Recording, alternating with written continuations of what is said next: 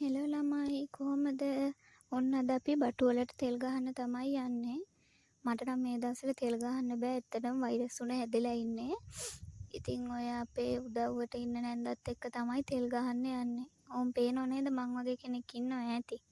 එයාව තනියට තමයි මේකේ තියලා තියෙන්නේ. ඉතින් අද මේ සම්පූර්ණම තෙල් ගහලා ඉවරයක් කරගන්න ඕනේ. මොකද මේ වැස්සත් එක්ක පණුව වෙන ප්‍රමාණය, ගස් වලට හානි වෙන ප්‍රමාණය වැඩි. ඉතින් ඕගොල්ලන්ට පේනවා ඇති බටු හොඳට හැදිලා තියෙනවා. දැන් ඇත්තටම මල් හැදීගෙන කරල් හැදිලා තියෙනවා තනින් තන. මම ඔයාලට පෙන්නන්නම්කෝ. මේ පේනවනේ බටු කරල් හැදීගෙන එනවා. ඉතින් අපි බලමු තෙල් ගහන්නේ කොහොමද කියලා.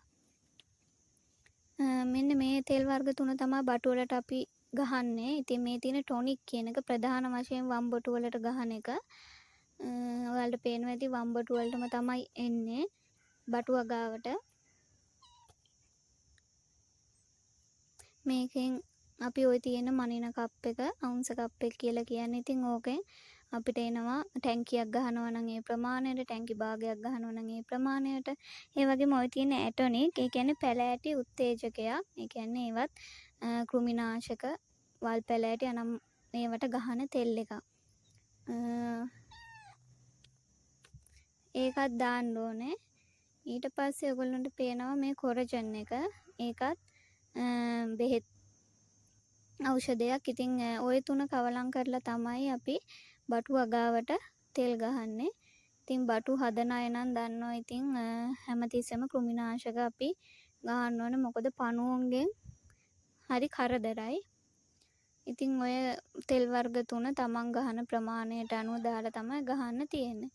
ඉතින් ඔයගොල්ලන්ට පේනවා ඇති මේ හරි කරදරේ. ඉතින් තියෙන කිසිම වගාවක් අපිට කරගන්න බැරි තරම් කරදරයි. ඒ වුණාට ඉතින් මේවට අපිත් වග කියන්න ඕනේ. මොකද ඒගොල්ලොන්ගේ මං හිතන ඒගොල්ලොන්ගේ කැලෑ එලි කරලා ඒගොල්ලොන්ට ඉන්න තැන නැති කරපු හින්දා තමයි ඒගොල්ලෝ මේ විදිහට අපිට කරදර කරන්න එන්නේ. දැන් හැම පැත්තෙම ගස් කපනවා. ඒගොල්ලොන්ගේ ජීවත් වෙන පරිසරය අපිම විනාශ කරලා තියෙනවා. ඉතින් ඒගොල්ලෝ අපිට කරදර කරන එක සාමාන්‍ය දෙයක්. ඒ කියලා ඉතින් අපි ඒගොල්ලොන් ඉතින් එලවනවා. ඒත් ඉතින් ওই පේනවනේ බිමත් එක්ක ඇවිල්ලා තියෙන දේවල් ඔක්කොම කනවා.